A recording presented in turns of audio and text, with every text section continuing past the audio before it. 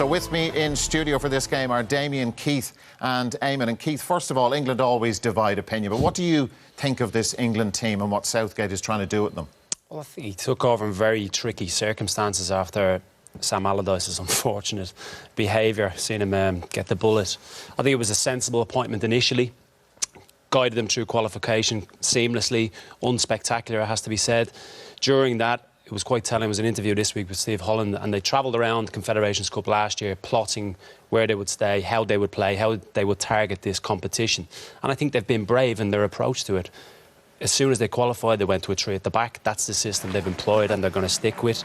I spent a little bit of time with the 21s when he was managing the European Championship a few years ago, and a few of these players are from that squad. And he created a very similar atmosphere with that squad then that we're seeing now. What do you think of them, Eamon? I think they're unbalanced in the first place. There's too many attacking players of one kind, and in midfield they're very light. Henderson effectively against Tunisia played there on his own. You can do that against a weak side.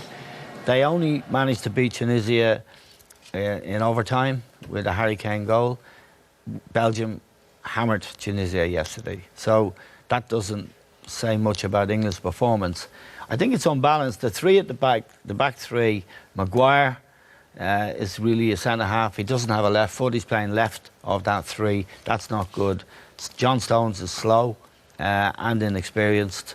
And Walker really is a wing back. But they have two, Trippier and Walker. So they put Walker in there. Now, he was the one who gave the foul away the other night that cost them. I think it's a very unbalanced team. And they're playing Panama today, who are Saudi Arabia apart, the weakest team in the tournament.